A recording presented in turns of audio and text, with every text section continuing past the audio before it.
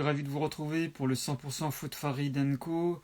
Il est 19 heures passé de quelques secondes. J'espère que vous allez bien, que vous êtes en bonne santé.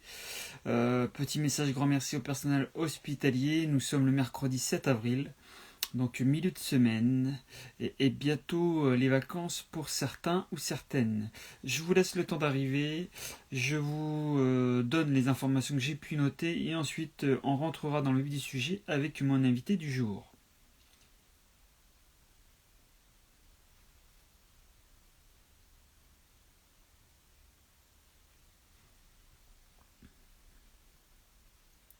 Alors, qui va être le premier?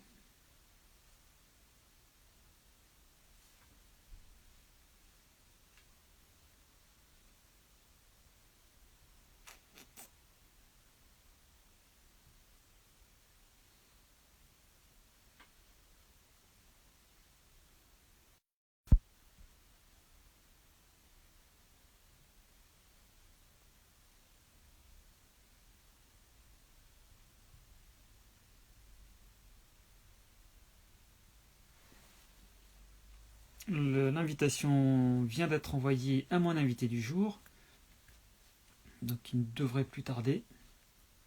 Ça y est, il est parmi nous, l'invité, donc merci à lui d'avoir accepté l'invitation. J'attends encore quelques secondes et ensuite je vous donne les informations que j'ai pu noter et on rentrera dans le vif du sujet.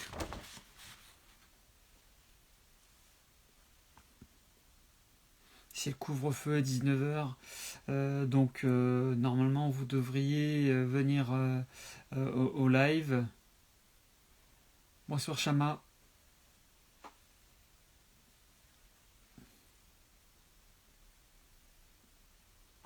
Alors bon, ça les fera certainement venir.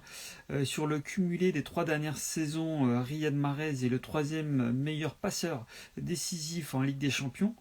Alors, il passe derrière Kylian Mbappé avec 13 et 11 pour Di Maria. Kevin De Bruyne, qui a fait encore un gros match hier contre Dortmund, a prolongé jusqu'en 2025 à Manchester City et je pense qu'il finira sa carrière là-bas. Erling Haaland est sur 5 matchs consécutifs sans marquer. Certes, il a fait une très belle passe dès hier pour Royce, mais il n'a pas marqué. Donc, mais bon, le Norvégien va se réveiller très vite. On peut lui faire confiance. Liverpool a révélé que 3 de ses joueurs, Alexander-Arnold, Mané et Keita, ont été visés par des insultes racistes après la défaite face au Real Madrid. À voir si c'est vraiment le cas et si c'est vraiment le cas, donc bah, c'est bien malheureux. La FIFA a suspendu les fédérations pakistanaises et tchadiennes. En effet, la FIFA a sanctionné mercredi les prises de contrôle illicites des deux fédérations ces dernières semaines. Nice, qui remonte au classement en Ligue 1, veut Christophe Galtier comme entraîneur la saison prochaine. À la recherche d'un nouvel entraîneur pour la saison prochaine, le club azurien souhaite attirer le coach lillois. À voir si Christophe Galtier est partant pour ce nouveau projet. En tout état de cause, il se donne à fond pour l'instant avec le club du Nord et on verra par la suite. Je sais que l'Olympique lyonnais serait intéressé également par lui. Je l'ai noté également Anigo et le Mouloudia, c'est déjà fini. Nommé coach du club algérois lundi, les supporters se sont opposés à sa nomination et la direction du club s'est rétractée. Donc ça a été un aller-retour rapide pour José Anigo. Et enfin, il y avait Zinedine Zidane qui a fait encore preuve hier d'imagination, de conviction pour permettre à son équipe de gagner ce match contre Liverpool. Peut-être serait intéressé par un futur projet du côté de la Juventus de Turin. À voir, à voir. Voilà donc pour les informations que j'ai pu noter. Il y a donc mon invité du jour, c'est Stéphane Poel, le plus français des Belges. Et donc avec lui, on va pouvoir revenir sur son actualité, sur l'actualité footballistique brûlante. et sur son dernier livre. Donc voilà, c'est un grand plaisir de pouvoir faire ce live avec lui. Allez, c'est parti. Et si vous avez des questions, bien sûr, n'hésitez pas à nous les donner. J'essaierai de lui relayer en direct.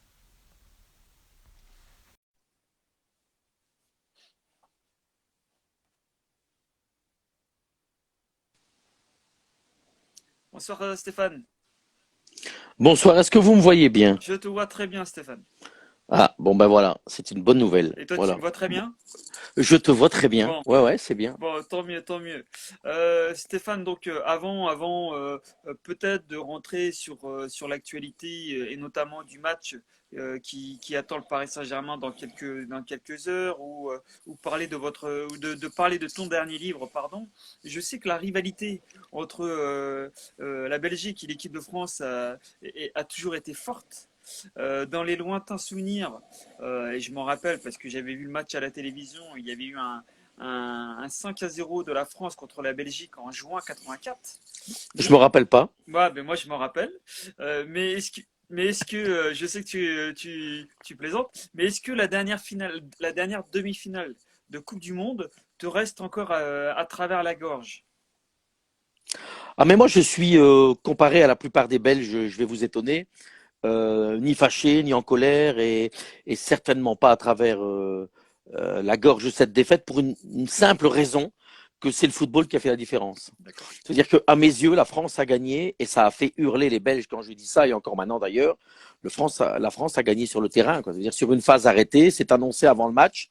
Didier Deschamps, à mes yeux, a beaucoup mieux coaché que Roberto Martinez dans sa mise en place tactique. Et donc, cette défaite, c'est jamais gai de perdre. Mais la petite anecdote, c'est que je regardais ce match à la chaîne L'équipe, puisque j'officiais à l'époque là-bas, avec Giroud. Et après 5 minutes, Giroud m'a dit, écoute Belge, tu ne pourras pas gagner ce match, c'est impossible parce que ta mise en place tactique, ça va être compliqué. Et il m'a expliqué pourquoi d'ailleurs, en disant Lukaku seul en pointe, ça va être compliqué avec Umtiti et Varane. Il avait raison. Oui. Et puis le choix de Dembélé était un mauvais choix. Et je pense que très honnêtement, les deux gardiens ont bien joué ce jour-là, que ça soit Loris ou le gardien des Diables Rouges, Courtois.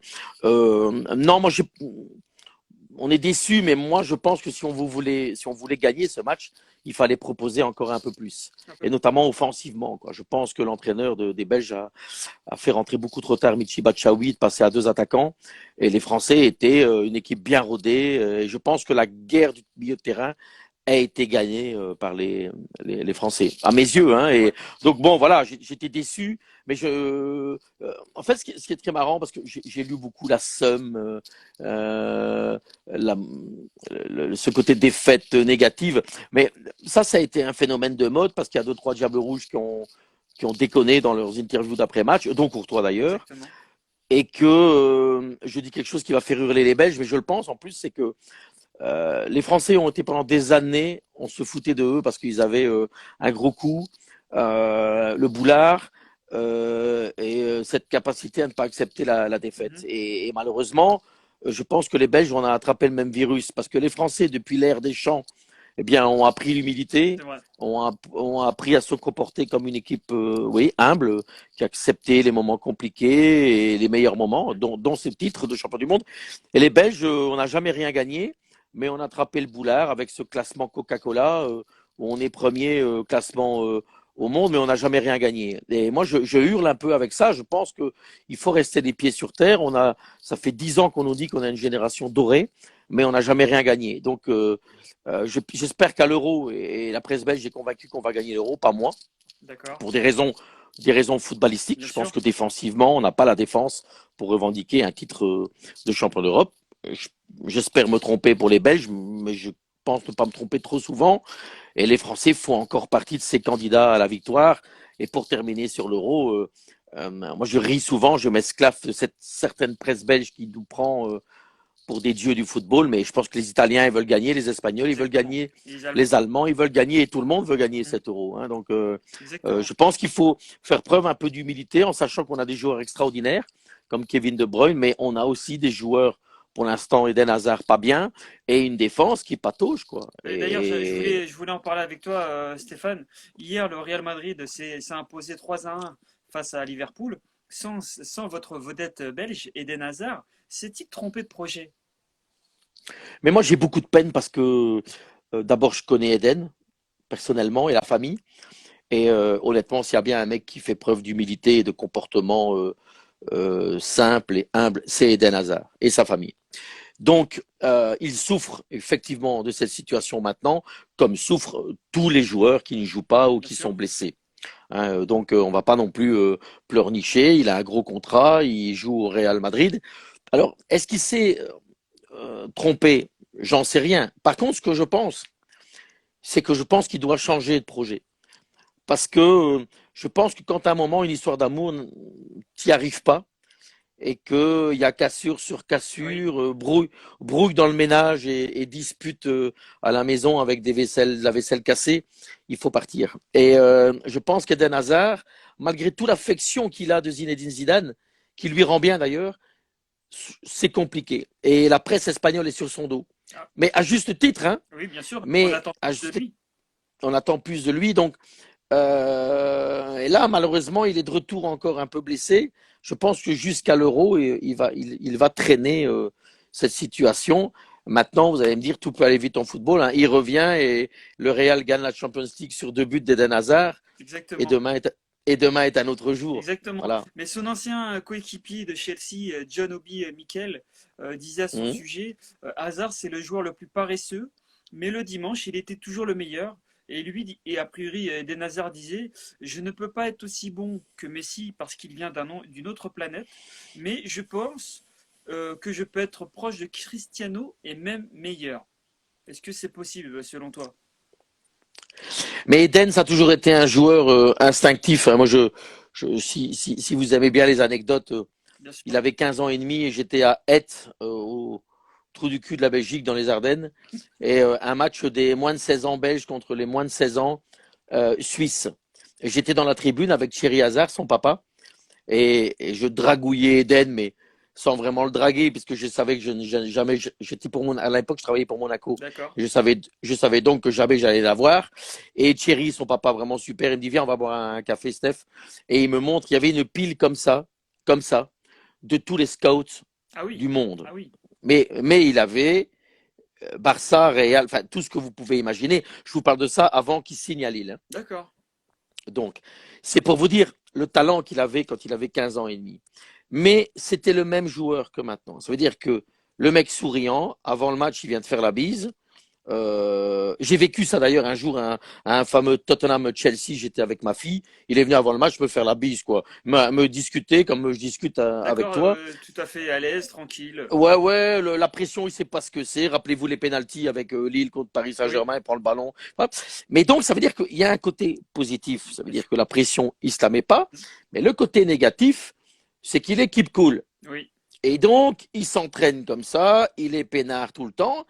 Mais ça veut dire que quand une fois tu n'es pas à 100% physiquement, dans une forme optimale, alors tu en payes le prix fort, quoi. exact. Et donc, Eden doit être un joueur à 100%. Il l'était en Angleterre. Et effectivement, pour conclure, il ne s'entraînait pas à fond en Angleterre, mais tous les week-ends, il était là. Alors peut-être qu'en Espagne, on lui demande un volume de jeu et une capacité physique où on a dû augmenter en tout cas les efforts physiques qui font que son organisme, à mon avis, prend des coups. Mais si vous analysez bien sa blessure, elle vient d'un coup de Meunier. Ça, c'est quand même un comble, hein, d'un autre Diable Rouge. Oui. Et vous pouvez vérifier, c'est depuis cette blessure que, que Eden, il gratte, comme on dit dans le Voilà, et jargon du peut-être qu'il foot. a il a peut-être pas non plus les mêmes responsabilités, le même rôle, aussi bien dans le vestiaire que sur le terrain au Real Madrid, qu'il pouvait avoir Je sais pas, très honnêtement, Farid, je sais pas si c'est ça qui joue. D'accord. Parce que Eden a une telle capacité intellectuelle de pouvoir s'adapter au collectif, à des coéquipiers. C'est un mec intelligent, hein, donc je pense pas que ça soit un problème dans la tête. D'accord. C'est un problème physique. Et alors après, bien sûr, comme tout footballeur, quand on n'y arrive pas, eh bien, effectivement, ça commence à jouer. Ouais, Ça ouais, on est commence à d'accord. jouer. On est Ouais, d'accord. ouais. Un mot. Donc, tout à l'heure, on a parlé de la Belgique, maintenant de l'équipe de France. La France est leader de son groupe D avec 7 points. 7 points avec 3 matchs, sans son meilleur attaquant. On va être clair, Stéphane, Benzema. Son absence est-elle toujours justifiée selon vous? Bon, d'abord, c'est pas sans son meilleur attaquant, Farid, puisqu'il n'est pas appelé depuis combien d'années maintenant? Oui, depuis l'ère Deschamps quasiment. Voilà, donc ça fait quand même 6 ans, 7 ans, non, si je dis pas de conneries. Donc ta phrase est mauvaise. La France joue sans peut-être le meilleur attaquant français, Oui. mais pas sans son meilleur attaquant, puisque Deschamps ne l'a jamais mis dans ses plans. Mm. Et donc, dans les plans de Deschamps, ce serait que Griezmann ou un autre se blesse. Oui. Maintenant, pour vous répondre, Deschamps, il fait comme ça depuis le début, il est champion du monde et vice-champion d'Europe. Bon, il est difficile de critiquer quand même quand il y a des performances comme ça. Mais moi, à titre personnel, je pense, plus que même pour la France, je pense de loin Deschamps que Benzema est avec Lewandowski le meilleur attaquant du monde. Et donc, tu te passes d'un attaquant comme ça, j'espère que Didier Deschamps continue à savoir ce qu'il fait parce que ça va être un euro très particulier, se déplacer, on ne joue pas tout le temps au même endroit, il n'y a rien à faire. Benzema, à 100%, quand il a décidé de prendre un match en main, il le fait, quoi. Exactement, exactement. Comme font, Continue à le prouver comme avec le font, Real.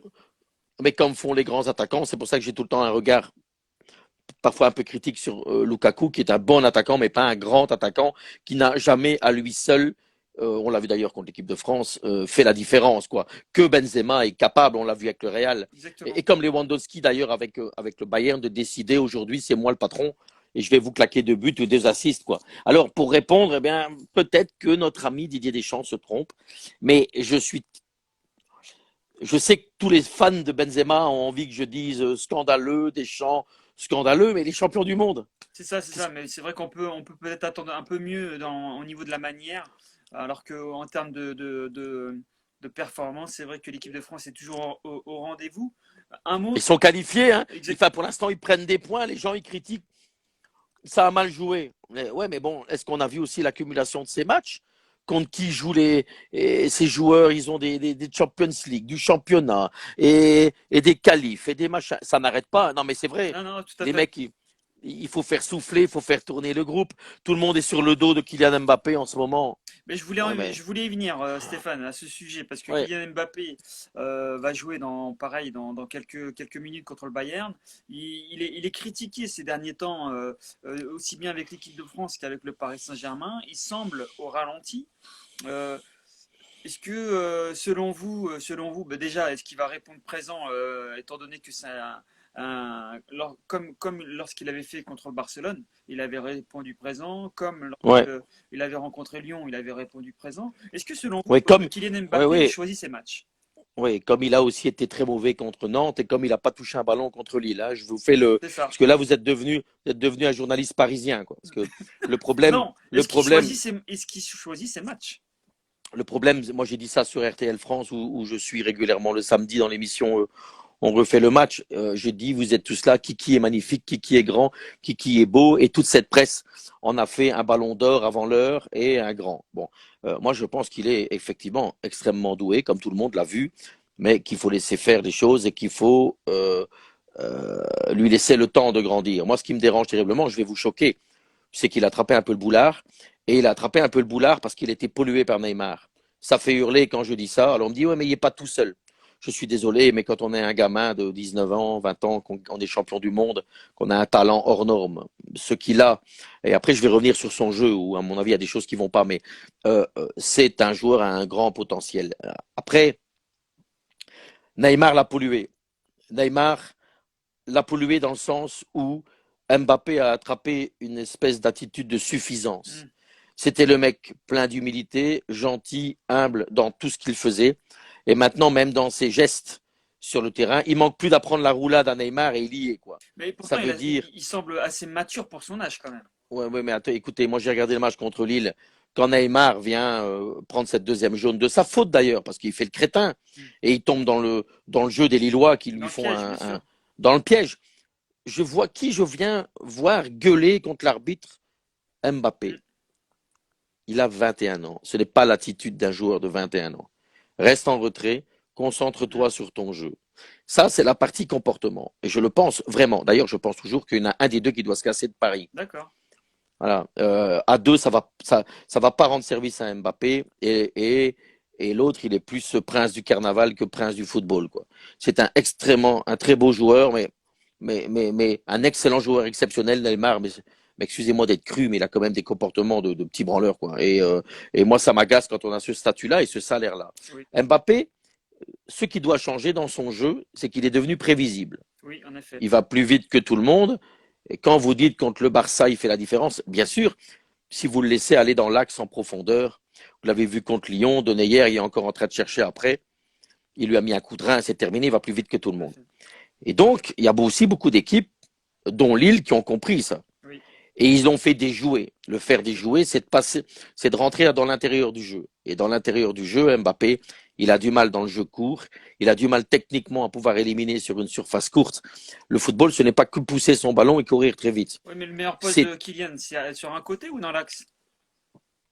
sur un côté, mais il doit augmenter sa panoplie. C'est-à-dire que quand tu es sur un côté, tu peux rentrer avec ton pied droit ou ton pied gauche à l'intérieur et d'en faire bon usage. Lui s'obstine à essayer de grailler le ballon et dribbler comme fait Neymar. Il n'est pas Neymar.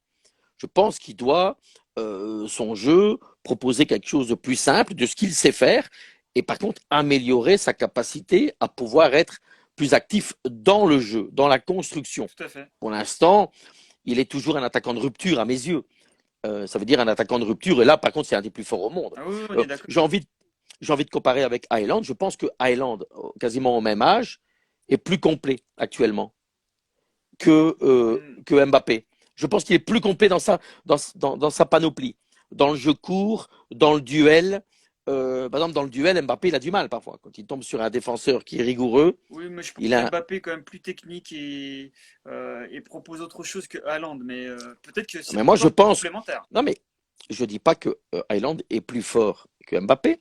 Je dis que Highland, il a une palette pour l'instant Plus déjà large, beaucoup d'accord. plus large. Et donc, Mbappé doit juste augmenter sa palette. Mais le talent pur, il l'est. Mais moi, je demande surtout à la presse, et notamment la presse parisienne, d'arrêter qui est magnifique, qui est Dieu, qui est Ballon d'Or. Non, mais parce que c'est les mêmes qui vont le dézinguer quand le gamin, ce qui est normal, peut passer à travers pendant 3-4 Ouais, matchs. Hein. ouais, ouais, tout à fait. Bah, comme Haaland, Euh, hein, qui n'a pas marqué depuis 5 matchs.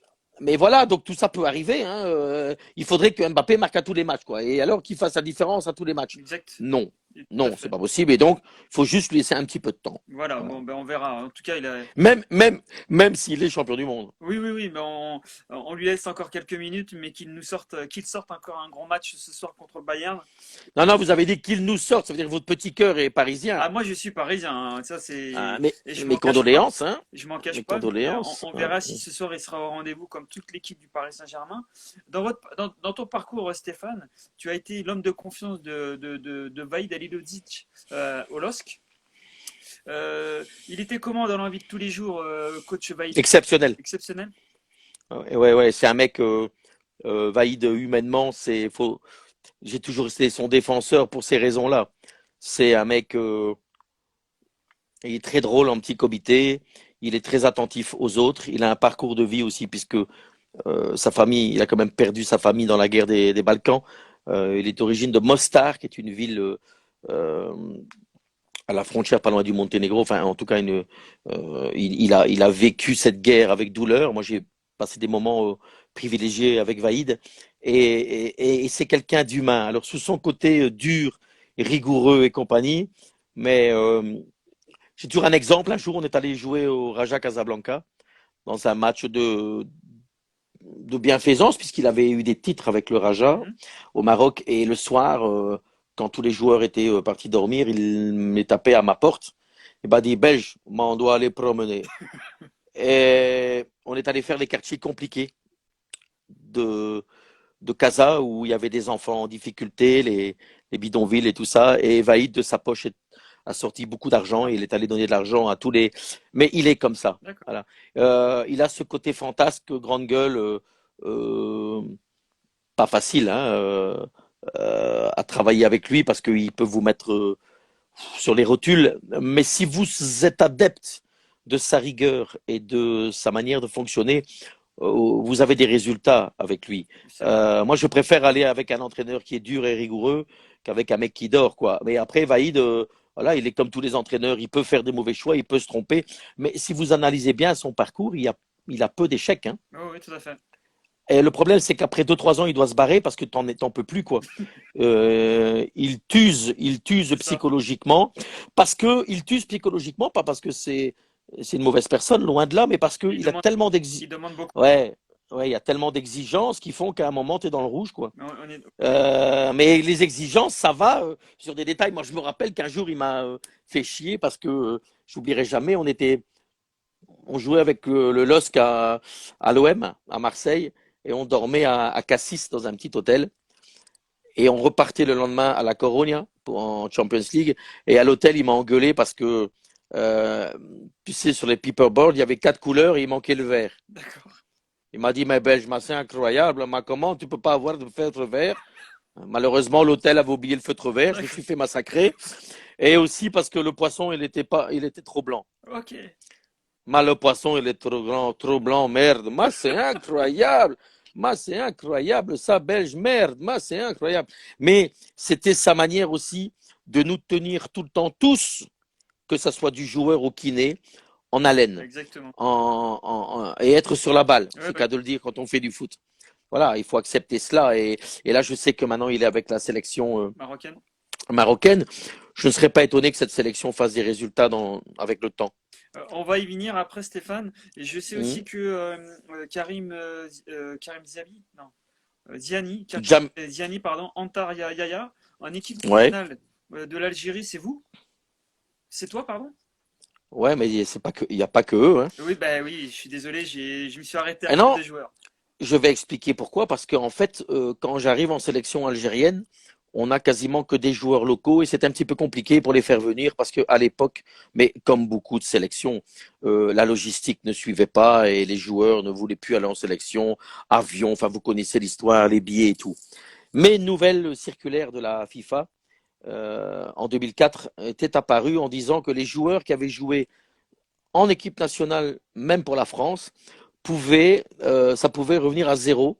S'ils choisissaient, il fallait avoir moins de 21 ans, il fallait pouvoir choisir. Enfin non, si tu avais eu des sélections en jeunes en dessous de 21 ans, pour la France, tu pouvais rechoisir le Maroc, D'accord. l'Algérie et compagnie.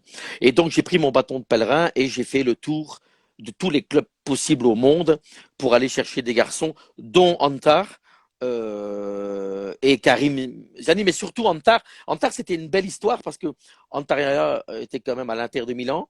Il était revenu à l'époque, il était à Bochum en Allemagne. D'accord. Et je l'ai convaincu de venir en équipe nationale parce que lui, ça a été au nom de son grand-père et de son père. Et de dire, bon, bah, de toute façon, l'équipe de France à ce poste-là, ça va quand même pas être facile, puisqu'il y avait une concurrence. À l'époque, on parle bien de Laurent Blanc, de Leboeuf, de Sailly et De de tout ces... ça. Et donc, il a choisi l'Algérie et il a très bien fait. Il a porté magnifiquement ce maillot des Fennecs. Et bon, vous savez que j'ai un amour tout particulier pour l'Algérie et pour cette sélection. Euh, J'étais tellement ému quand Jamel Belmadi a gagné euh, la Coupe d'Afrique. J'aime tellement ce garçon. C'est tellement un mec bien. Avec beaucoup d'humilité. Il était comme ça, c'était mon capitaine à la CAN en 2004. D'accord. Il était comme ça dans le vestiaire, il était comme ça à côté. C'était aussi, puisque moi j'en parle toujours très franchement, puisque moi je suis athée, et donc j'ai vécu le monde musulman, j'ai fait la fête de l'Aïd, j'ai fait le ramadan, d'ailleurs bientôt le ramadan Oui. pour mes amis musulmans, et il se comportait comme, ça peut choquer, mais comme un vrai musulman. Ça veut dire qu'il pratiquait de manière exceptionnelle, avec rigueur, sa religion, Religion. mais en ayant tout le temps une ouverture d'esprit, comme ça doit l'être d'ailleurs, quelles que soient les Bien sûr. religions que nous avons, sans mettre de pression, en me demandant les moments de prière, les trucs, mais il s'est toujours comporté comme un gentleman. D'accord. Et je ne suis pas étonné de ses résultats. Ça veut dire qu'il se comporte comme ça. J'ai un très bon exemple. Ça, c'est la preuve d'un bon entraîneur. Euh, il ne fait pas jouer tout le temps l'attaquant de Montpellier, Andy Delors. euh, Andy Delors. Et Andy Delors, il garde le sourire et quand il rentre sur le terrain, il est fort et il marque. Capacité d'un sélectionneur de maintenir en vie son banc. En effet. Ça, ce sont les grands Exact. Bah, sélectionneurs. d'ailleurs, je suis sûr que tu seras d'accord avec moi, Stéphane, c'est que l'Algérie, donc de Belmadi, championne d'Afrique, peut rivaliser aujourd'hui avec les meilleures équipes d'Europe. Ouais, ouais, ils ont un potentiel. Et alors, ils ont aussi quelque chose de nouveau. Euh, il y a eu beaucoup de points faibles dans les équipes du continent, c'était les gardiens de but. Mm. Et ils en ont un bon, Oui. l'Algérie. Le gardien de Metz Okidja. euh, est, est à mes yeux un excellent Ah oui, gardien. oui, tout à fait. Allez, Et donc, quand tu pars de là, que ta défense est solide, on l'a vu à la CAN, hein, ah oui, oui. cette demi-finale et cette finale où ils ont été Hiro- intransigeants Oui. forcément. Et puis après, tu as des joueurs comme Marez, Delors et compagnie. Et Nasri. Effectivement, ouais, ouais, bah, cette équipe, elle peut rivaliser. Dites-moi si je mens, mais le petit Gouiri à Nice, il est d'origine algérienne? Bonne question, Stéphane. J'ai un C'est doute. quand je vois, qu'il soit d'ailleurs algérien, marocain ou Oui, oui, bien tunisien, sûr. le petit Gouiri, quand je vois ce genre de joueur qui me plaît beaucoup, généralement les joueurs du Maghreb, ils sont grailleurs de ballon, et Exactement. ils font toujours le dribble qui ne sert à rien. Quand je vois des Gouiri qui dribblent, mais de manière efficace et qui apportent tout le temps le surnombre offensivement, je dis que c'est fort. Ah bah oui, puis Je trouve que cette ce sont saison, il a du des... temps de jeu à Nice, donc il progresse. Non, non, mais ça veut dire que les équipes du Maghreb sont en train de monter en puissance. Et alors maintenant, ils ont aussi une magnifique culture tactique qu'ils n'avaient pas avant. C'est-à-dire qu'à force de jouer comme des Marais dans des grands clubs, ils s'adaptent beaucoup plus facilement à des schémas tactiques. Exactement. Qu'avant, c'était un petit peu chacun pour soi et chacun fait son petit numéro. Et Tout donc, à fait. voilà pourquoi les équipes du Maghreb sont en train de monter en puissance et qui risqueraient bien, dans la prochaine Coupe du Monde, d'avoir une équipe aussi bien du Maghreb qu'africaine au top, hein. Tout à fait, tout à fait. On Euh, y arrivera, hein. Je pense qu'on y arrivera à un moment à une équipe du Maghreb ou africaine qui gagne la Coupe du Monde. je pense dans les prochaines années. Tu as été aussi recruteur pour le FC Metz, Rouen, Monaco, Valenciennes. Pourquoi avoir Pas arrêté? Rouen, pas Pas Rouen. Rouen, d'accord. Valenciennes, Lille, Valenciennes, AS Monaco longtemps. Voilà quoi. Pardon, Et pourquoi avoir arrêté alors? ah, là j'entends pas. Tu Ben, parce m'entends? que j'ai Oui, une vie de famille et que. Ouais, d'accord. j'entends. Parce que aussi à un moment j'avais un enfant qui grandissait, je le voyais pas beaucoup grandir, et parce que aussi dans les médias ça avait pris une part trop forte et j'ai dû faire un choix. Mais je dois avouer D'accord. que c'est quelque chose qui m'a manqué beaucoup et qui me manque peut-être parfois encore, mais je vous rassure, je vais encore voir des matchs. Oui, ça, je Voilà. te fais confiance. Euh, Dans ton dernier livre, Stéphane, De la lumière à la famille, tu as hum, voulu dénoncer l'hypocrisie dans les médias. hum. C'est courant, c'est courant dans le métier? Oh ben, on est dans un système je vais peser mes mots, mais de copinage complet et on a peur et tout le monde se protège, donc on peut rien dire sur personne. Et dès qu'on dit quelque chose, on est massacré. Je fais partie de ces gens qui dénoncent, pas plus tard que ce week-end en Belgique, quoi. Personne n'a rien vu, quoi. Dire que Anderlecht doit être dans les 4 premiers, ils battent un adversaire qui joue bien depuis le début de saison, Anvers, ils gagnent un 4. Il y a deux joueurs d'Anvers qui doivent signer Anderlecht. Au même moment, au stand, ne pouvaient pas perdre, ils perdent sur leur terrain, donc ils sont en ex-aequo avec Anderlecht, hein. Ils D'accord. perdent sur leur terrain contre le dernier, avec un arbitrage crapuleux et compagnie. Là, personne n'a rien vu, mais si, donc moi j'ai dit, écoutez, moi je m'interroge quand même, oh là là là là. Et alors les autres médias, comme ils sont très courageux, ils citent ce que moi j'ai dit. Il n'y a pas un qui Ah, ose le d'accord. dire. Voilà. Mais je vis ça depuis 15 ans. D'accord. Il y a un côté, c'est comme l'histoire de Doku, je vois qu'il y a des messages qui Oui, oui. passent, je me suis positionné sur Doku.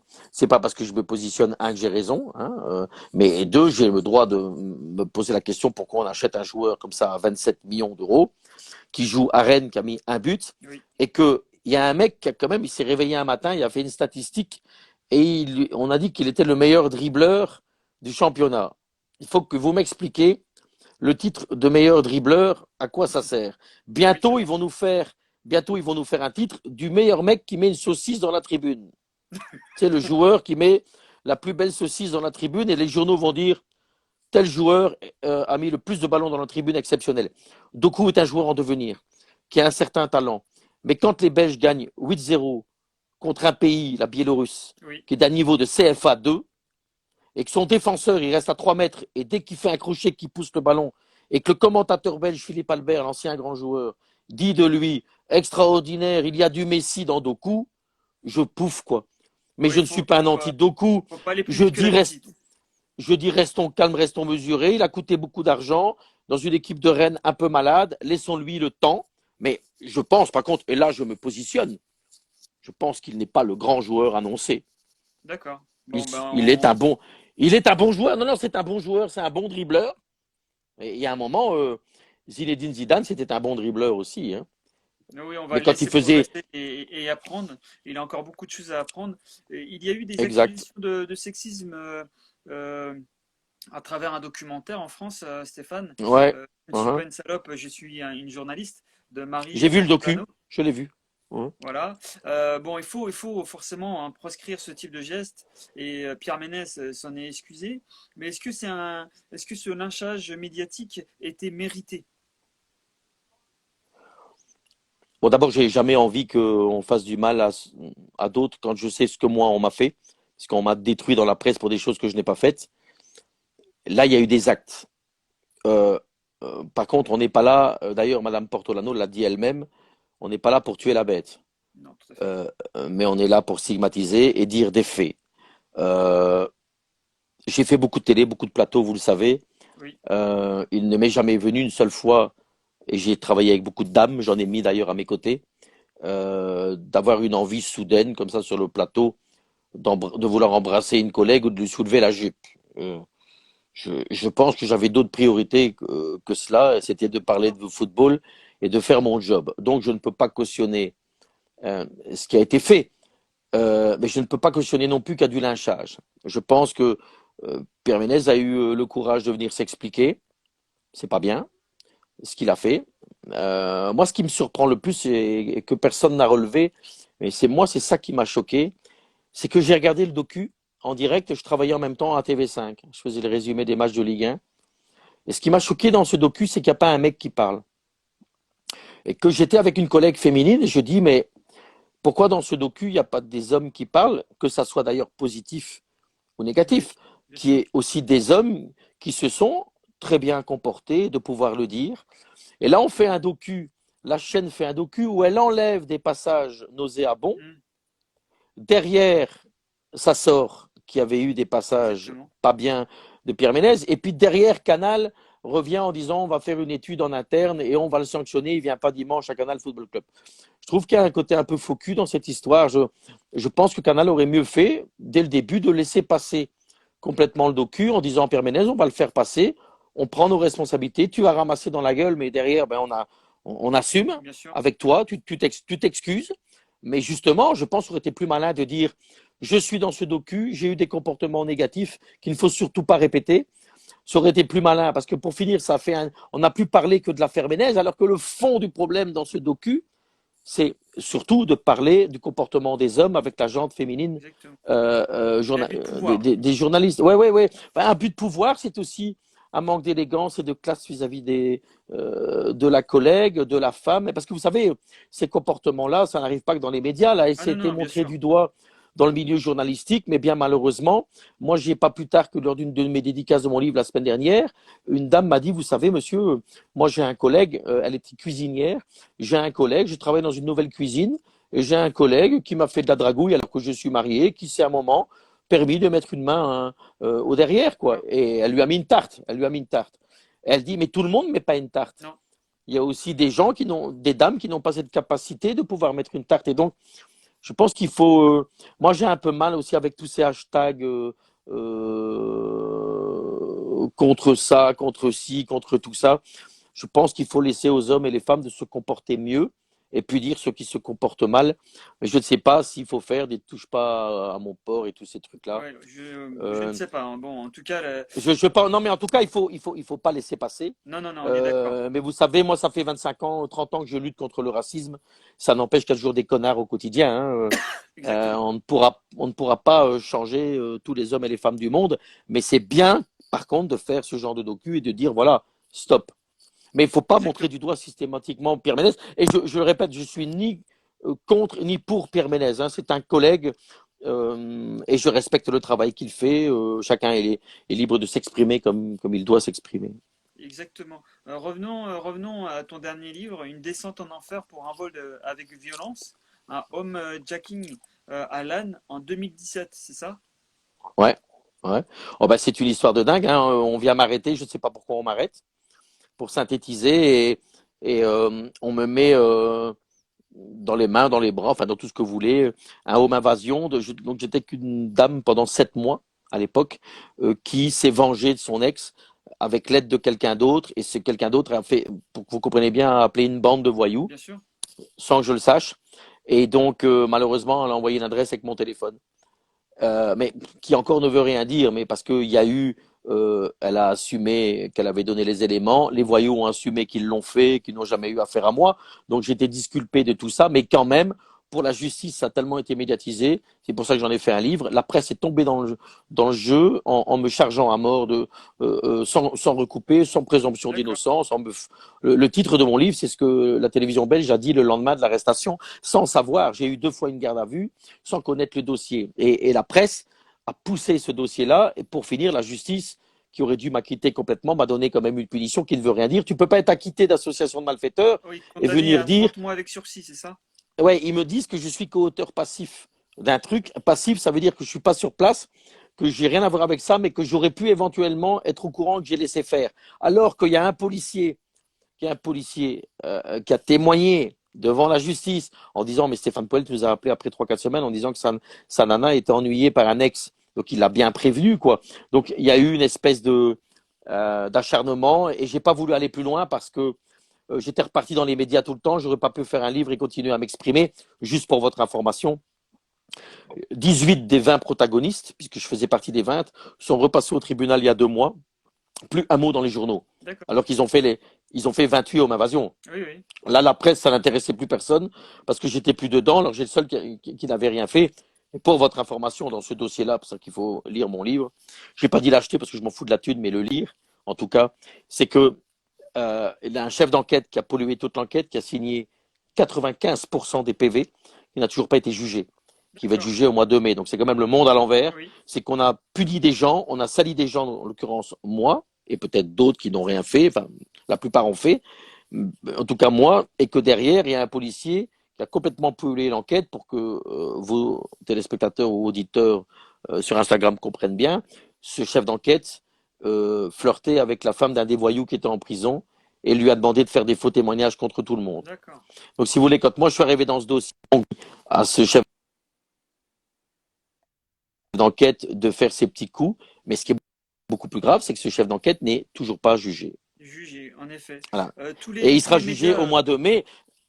Non, mais ce qui veut dire, excusez-moi, je vais prendre mon câble. Ce qui veut dire que si ce chef d'enquête est puni au mois de mai, on remet en question donc, et c'est ce que vont faire tous les avocats, plus le mien, parce que j'ai décidé de tourner la page, vont remettre en question l'enquête, puisque ça voudrait dire que on a jugé des gens alors que le principal intéressé policier a faussé l'enquête. C'est un peu complexe que je vous raconte, mais lisez mon livre et vous allez mieux comprendre. Mais Oui, oui, non, non, j'ai mais ramassé cher, et pendant 2 ans et demi, ma carrière s'est arrêtée pour un acharnement médiatique à la base, et une justice et un acharnement policier qui peut arriver à n'importe qui. Mais quand je vois certains, je me tairai de nom, certains gens des médias qui font des choses très graves et qui continuent à officier comme ça, tout va bien, et que moi j'ai rien fait, qu'on m'a détruit, et que je suis en reconstruction d'ailleurs, et j'ai eu la chance qu'il y a des gens qui m'ont toujours tendu la main, que ce soit RTL France et exactement. parce que ça c'est un, Et au FBigo. ouais, ouais, et ce qui est quand même drôle, c'est que RTL Belgique m'a arrêté, mon employeur m'a arrêté parce que mon image était plus bonne pour la chaîne, hormis que quand Charles Aznavour est mort, il m'a remis à l'antenne d'une émission que j'avais fait avec lui, avec Charles, mais que RTL France m'utilise. Donc ça veut dire qu'il y a 2 poids 2 mesures dans le même groupe, quoi. C'est-à-dire qu'on estime à RTL France que je suis victime de ça, et RTL Belgique, on estime que on veut pas me payer mes dédommagements. On est parti dans un combat juridique. Mais je ne fais la guerre à personne, hein. Moi, ce qui est important, c'est de continuer d'avancer. Ça Exactement. me semble important. Et de ce que je comprends, Stéphane, on peut dire peut-être que le monde des médias est peut-être aussi un monde de faux cul, alors. Moi, c'était la question que m'avait posée Cyril Hanouna. Et moi, j'aime pas ce monde de focus. Je pense qu'on est dans une société de jalousie. Et donc, la jalousie, fait partie du quotidien, bien malheureusement. Et que quand tu prends beaucoup de place, savez, je pouvais pas imaginer comment fonctionne le monde des médias, le monde du foot aussi. Par exemple, j'ai donné souvent un avis sur Romelu Lukaku. Et je n'ai rien Oui. humainement contre Romelu, bien au contraire. Je pense que c'est un charmant garçon. Je me fais menacer de mort. Je me fais insulter. Encore hier, parce que les gens ils viennent fous quoi. Les gens ils mélangent tout, ils sont complètement tarés quoi. Et un mec hier, alors que j'ai jamais fait de prison, hein, j'ai fait 2 fois une garde à vue, il y a un mec qui dit ouais t'as critiqué les Diables Rouges, retourne en prison, drogué. Les gens ils sont tarés quoi. Mais bon qu'est-ce que c'est tu... Je vis ça depuis des années. Parfois j'ai des copains, des bons amis à moi, ils me disent mais comment tu fais pour tenir le coup avec toutes ces insultes? Mais moi je ne les vois pas, je m'en fous quoi. Mais ce qui m'apporte, c'est de pouvoir continuer à avancer, d'être aimé par ceux que j'aime et l'inverse, quoi, et d'aimer ceux qui m'aiment. Et comment t'as fait Et finalement pour, bah, comme tu dis, tu continues à avancer, euh, ben, on m'a coupé les ponts, c'est-à-dire que il y a eu un moment aussi terrible, c'est que la juge d'instruction m'a empêché d'aller en France pendant un an pour entrave à l'enquête, alors que j'étais acquitté de ça, j'avais rien à voir avec l'entrave à l'enquête, et euh, elle m'a interdit d'aller en France, donc je pouvais plus travailler ni en Belgique ni en France. Et donc, ben, j'ai pris sur moi, j'ai lu, j'ai écouté de la musique, j'ai fait un confinement bien avant les autres, hein, parce que j'étais confiné quand même moi il y a 2 ans, hmm, il y a plus de 2 ans maintenant, mais j'ai pris sur moi, j'ai eu cette chance d'être bien entouré par une femme merveilleuse et j'ai une grande fille aussi, avec qui j'entretiens de bonnes relations avec sa maman aussi, donc tout ça fait que ma belle famille aussi, les parents de ma compagne, euh, fait que j'ai pu continuer à avancer. d'accord, Mais maintenant, effectivement, j'aimerais bien arrêter de tourner en rond et retrouver des projets. Alors j'en ai, hein, je travaille sur TV5 régulièrement. d'accord. J'ai des projets foot puisque je suis actif assez régulièrement comme on fait ce soir et on me demande mon avis. Mais je travaille aussi samedi, je suis sur RTL France avec Christian Olivier. Mais je dois avouer que j'attends l'Euro pour pouvoir officier quelque part et je ne sais pas encore où. Et on verra bien. On verra. Mais Alors, euh, Stéphane, on va finir sur le football. Alors, votre passion comme ta passion comme la mienne, ouais. l'Euro, donc c'est presque demain. Quels sont tes favoris pour l'Euro? Alors, forcément, c'est un peu toujours les mêmes, mais est-ce que tu vois une surprise peut-être? Ouais. Je dis pas ça parce que j'adore les clichés, manger des pizzas et des bonnes pâtes, hein, mais L'équipe de Mancini, alors. ouais, je mettrais bien une petite pièce sur cette Italie. La squadra Azzurro est une équipe qui connaît le haut niveau et la compétition. Elle a prouvé dans son histoire que même dans l'adversité, même en étant parfois à la limite, elle pouvait gagner sur des pénaltys, sur des faits exceptionnels. On se rappelle à l'époque de Toto Schilacci Ah et là là, oui, de tous ces joueurs. Et ce que j'aime beaucoup Mancini comme coach, je trouve qu'il a mis en place, il a pris du temps exactement. et il a mis en place une équipe. Le football, c'est un sport d'équipe à la Un base. sport collectif. C'est pas un sport Ah d'individualité. non, non. Ça veut dire, s'il y a certaines équipes qui ils perdent 2 joueurs, ils disent putain comment on va.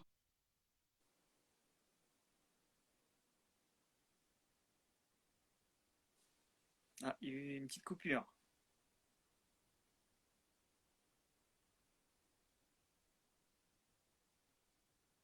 Une petite coupure avec Stéphane, peut-être un appel téléphonique. Ah, ça y est, il est là. On t'entend pas. On t'entend pas.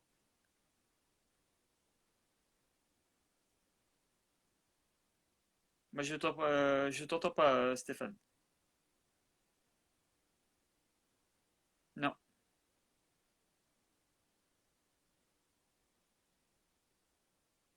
toujours pas. Pas de son.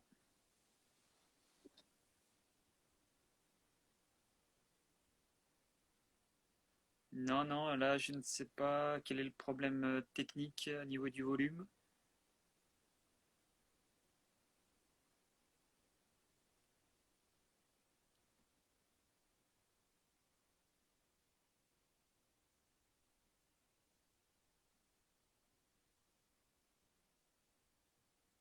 Non, toujours pas.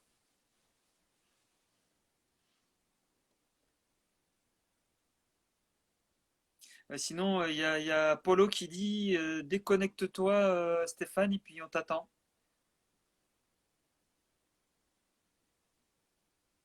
Ça y est, c'est déconnecté. Bon, vous inquiétez pas, c'est presque terminé. On va juste laisser le temps à Stéphane de revenir parmi nous pour terminer sur cet euro qui nous attend et que vous attendez certainement avec impatience, tout comme moi. Et puis après, vous serez libre d'aller vous mettre devant votre télévision avant ce match Bayern Munich-Paris Saint-Germain. Donc on attend juste quelques secondes de Stéphane.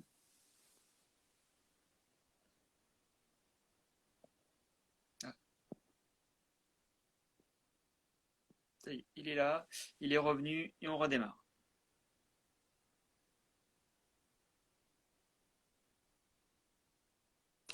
Voilà, vous m'entendez? Ça y est, Stéphane, c'est bon, parfait. Vous m'entendez? Oui, oui, on t'entend. Je suis désolé, il y a eu Pas de problème. voilà, il y a eu quelque chose. Voilà, non, juste pour terminer sur l'euro et vous dire que je mettrai bien une petite pièce sur l'Italie en sachant quand même que les Français seront là. Alors tu me dis, et les Belges? Les Belges, je pense qu'on a un problème en défense. On a deux matchs importants au début, le Danemark et la Russie. Et à ce moment-là, je vous dirai, mais je pense que pour gagner une grande compétition, il faut une défense solide. D'accord. Et alors vous allez me dire, et les Français, ils prennent des buts aussi. Mais nous, on est quand même, il joue à 3, Martinez. Il veut pas changer son système de jeu. Moi, je pense que pour jouer à 3, il faut 3 grands défenseurs. Quand tu les as pas, il faut défendre à 4. Oui, On voit maintenant Alderweireld qui est un peu en difficulté avec Mourinho à Tottenham Hotspur. Et je me rends compte que il faut jouer à 4 à plat. À 3, j'ai toujours Vaïd qui me disait ça, Lilozic qui me disait Belge, mais pour jouer à 3 derrière, il faut 3 grands défenseurs qui sont rapides, qui ont de la lecture du jeu. Et De Nayer qui est un bon joueur, hein, le joueur de Lyon, mais qui manque de vitesse cruellement. On l'a vu d'ailleurs contre Mbappé, oui, avec le Paris Saint-Germain, qui est un bon défenseur, mais si ça va vite, il est en difficulté. Boyata, Vermaelen, ça devient vieux. Vertonghen, c'est vieux. On a beau avoir un bon gardien, je pense qu'on n'a pas. Et en plus, c'est ce que je reproche à Roberto Martinez, c'est qu'il n'a pas de plan B en défense. On n'a pas de latéral gauche, par exemple. On joue à 3 parce qu'il n'a jamais pris un arrière gauche, alors qu'il y en a hein, de là qui est passé à l'époque par Manchester United et qui joue maintenant à Anvers, qui sont des joueurs capables d'évoluer. Martinez, il prend son groupe et il change pas son groupe. Il joue d'accord. Romelu Lukaku. Romelu Lukaku, il peut avoir le Covid, 35-40 degrés, il va encore jouer. Et c'est ça que je lui reproche, c'est qu'à un moment, si Romelu est pas bien, mais un autre, ou passe avec 2 attaquants et il ne change pas son système. Et ça, quand on va jouer contre des équipes, par exemple les Français, à 3 derrière, comme on joue maintenant, ils nous foutent Mbappé sur le dos et Griezmann, on est mal. Hein. Ouais. Ou à droite, Coman? Coman, autant te dire qu'un Vertonghen, il va être enrhumé. Hein. Et donc, pour pas être enrhumé, il faut défendre à 4, Oui, oui, je c'est pas pense. faux, c'est pas faux. Il y avait quelqu'un qui nous posait, on terminera sur ça, Stéphane. Quelqu'un nous demandait ton avis sur Moucron. Ouais, j'ai mal au cœur, hein, c'est mon club de cœur. Ouais, c'est un bordel sans nom. Hein. Ça a été repris par Gérard Lopez avec le LOSC, que tout le monde a Oui, cru que c'était un partenariat avec le LOSC, mais c'était pas un partenariat. C'était un partenariat avec la société qui appartenait à Gérard Lopez et Campos. Ils ont prêté une dizaine, 12 joueurs, je pense. Bon, il y en a 3-4 qui ont fait très bien, donc Kofi, le gardien de but. Et donc, il y a eu ce que vous avez vu avec Lille, où la holding a demandé oui. à Lopez de payer ses dettes. Ça n'a pas Luxembourgeoise. été fait. Ouais, donc ils ont mis en place Monsieur Létang, ils l'ont dégagé. Mais à Moucron, donc ça veut dire qu'il n'avait pas de liquidité et que ici Moucron n'a pas pu mettre les 2,5 millions d'euros pour obtenir la licence. Alors, tu as une solution en Belgique pour avoir la licence, hein, pour les Français qui nous regardent, c'est que tu vas au CBAS, qui est une espèce de juridiction sportive et qui peut encore valider ta qualification en première division, mais il faut montrer patte blanche financière avec un business plan pour la saison prochaine. D'accord. Alors, il est en train de se murmurer que il cherche des autres actionnaires à ses côtés, mais ce qu'il a fait partout, hein, ce qu'il a fait avec Lotus, ce qu'il a fait avec Lille, ce qu'il a fait avec son club portugais. Euh, et donc, on est très inquiet parce qu'à ce jour, on n'a pas de licence et qu'on est dernier du classement, avant-dernier du classement. On doit d'abord se sauver sportivement et puis économiquement parlant, ce qui est loin d'être gagné. Alors, moi, je ne vais pas cracher sur M. Lopez, mais bon, je pense qu'il y a des dirigeants en place qui ne sont pas à la hauteur à Moucron. Et ce qui serait intéressant, c'est qu'on puisse savoir qu'est-ce qu'il en est. Parce que si tu veux un plan B et trouver des repreneurs, il sera trop tard. Hein. Il D'accord. faut comprendre qu'en Belgique, si tu n'as pas ta licence, tu peux ni être en 1 ni être en 2. Hein. Ah, ouais, je Tu es comprends. basculé en quatrième division. Mm. Donc, tu es obligé maintenant de trouver une solution et ça me semble très compliqué, à moins qu'il ne sorte un lapin de son chapeau dans un mois, on parle d'un club anglais, on parle de Arsenal, avec Pascal Sigan. Oui, ancien Il y a des clubs Liverpool. anglais. Hein, ouais, par exemple, il y a Brighton qui a repris le club de l'Union Saint-Gilloise en Belgique qui remonte en première division. Donc il y a des bons exemples. Hein. Leicester est avec OHL Louvain, club partenaire, ça se passe très bien. Donc why not? Mais là, ça sent quand même très mauvais parce qu'en plus, le club communique mal. Et puis surtout, ils n'ont pas communiqué qu'ils n'en avaient pas la licence. Les journaux D'accord. ont sorti ça. Alors il dit ouais, les médias ils sortent ça, ils disent des bêtises, mais ils disent pas des bêtises. La licence a été refusée la semaine dernière, quoi. Et donc moi je suis inquiet parce que j'aime ce club. J'y ai officié, j'y ai travaillé avec un énorme président et qui est plus de ce monde, s'appelle Jean-Pierre de Trémery. Et j'ai un peu de mal quand je vois mon club partir un peu en sucette. Voilà. Et, Ouais, bah, et si le club est malade et qui descend très très bas, un jour j'en serai le président. Voilà. Je prendrai ce club. Je peux pas laisser mourir ce club. Il y a 450 jeunes, hein, faut pas l'oublier. Il y a le 450 message familles est passé en qui tout cas, vivent Stéphane, voilà, au sujet de voilà. Non, Moucron. mais il y a 450 jeunes. On est une région où on a souffert du chômage avec le textile et toutes ces choses-là. Et le club de Moucron a donné du sourire et de l'envie aux gens et passé des bons moments. Le football, c'est d'abord avant tout un sport. C'est d'avant tout un vecteur social. C'est aussi Exactement. un endroit où les gens peuvent boire une bonne bière, manger une bonne frite et se retrouver. Mais ça fait partie aussi de la culture foot. Et à Je Moucron, suis ben, les d'accord. gens, il y a plus personne au stade. Il y a 1000 personnes avec une équipe d'inconnus, avec des actionnaires. Une fois, c'est un Thaïlandais, puis c'est Lopez. On comprend plus, quoi. Moi, je pense que pour terminer, Jacques Brel disait toujours dans une de ses chansons, il faut pas jouer les riches quand on n'a pas le sou. Et le problème de Moucron, c'est ça, c'est qu'on joue dans une cour où on n'a pas les moyens. Et je me demande si parfois il ne faut pas jouer un peu plus bas, avec des finances plus saines, plus cohérentes. Vous savez qu'il y a des joueurs à Moucron qui gagnent 70 000 euros par mois. À Moucron, vous avez bien entendu. Ouais, d'accord. C'est pas possible d'accepter ça. Et, il faut revenir à des bases saines avec des jeunes. Il n'y a plus un jeune de Moucron en équipe première. Ce qui est dramatique, on a un outil de formation Bien sûr. exceptionnel. Et donc, il est, voilà, voilà. Si vous m'attaquez sur Moucron, je peux en parler pendant Non, des non, heures, non, hein, je vous parce attaque que ça pas, me mais en prend un tout cœur. cas, Non, je non, vois non, que mais c'est vraiment ça me prend un un club cœur. Et, qui vous tient à cœur, qui te tient à ben cœur. c'est sûr, mais ça me tient à cœur parce que je pense qu'on a un vrai potentiel dans cette zone de chalandise, cette zone commerciale et donc on a du pouvoir économique, mais on a quand même aussi un pouvoir d'avoir des bons petits garçons qui jouent au football, et petites filles d'ailleurs parce qu'on a une section féminine sur une zone. Ça représente 1 million d'habitants la Wallonie-Picarde, ma région, et donc ça veut dire que si on trouve pas des jeunes là pour jouer en équipe première, on doit arrêter de former alors. Hein. On doit faire de la pétanque, du ping-pong ou du curling quoi. Si C'est vrai. on n'est pas capable à Futurosport, mais on est capable, on a des gens compétents comme Philippe Saint-Jean qui nous sortent du talent, mais on ne les fait pas jouer en équipe première puisque on est sous tutelle d'agents de joueurs. Donc on fait jouer des plus-values, Bien on sûr. fait jouer des mecs qui sont de passage. Et alors moi je ne suis pas contre ça, mais il faut en complémentarité faire jouer des jeunes quoi. Ouais, faut donner la chance aux Et, jeunes, bien sûr. ben, si tu as un outil performant comme le Futurosport, qui est un magnifique lieu, on a une salle pour jouer à l'intérieur quand il fait mauvais, on a des terrains semi-synthétiques, on a des billards. Euh, si tu n'arrives pas à former là, je te dis, il faut faire du curling alors. Hein. C'est le moment, il y a de la neige en Belgique. Exactement. Stéphane, j'ai mon compte à rebours d'Instagram qui vient de s'allumer, donc il me Ouais, reste un peu moins d'une minute. on Le va se temps est faire virer passé quoi. super vite. Ouais. Merci à toi d'avoir accepté cette invitation et d'avoir répondu à toutes mes questions. C'était Bah, vraiment avec un grand plaisir, hein. plaisir. Avec plaisir. Et puis n'hésitez pas, hein, quand c'est pour parler de ballon, ça m'intéresse tout le temps, c'est ma passion J'ai vu ça. et voilà, voilà, j'aime ça. Et puis j'en profite parce que je sais qu'ils nous regardent beaucoup. Je l'ai dit tout à l'heure, toute l'affection que j'ai pour l'Algérie. Et c'est bientôt le Ramadan, donc je souhaite un bon Ramadan à tous mes potes.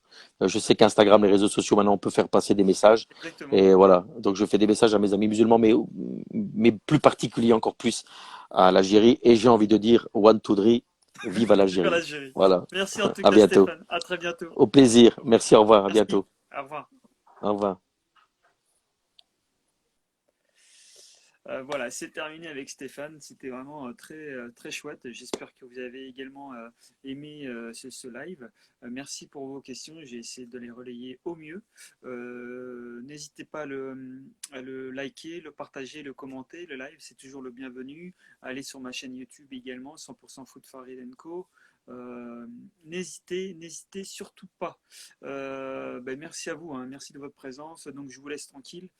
C'est bientôt terminé et moi je vous donne rendez-vous demain pour un nouveau numéro, le dernier numéro de la semaine. Donc je vous attends. Vous serez toujours les bienvenus. Voilà, bonne soirée, à demain.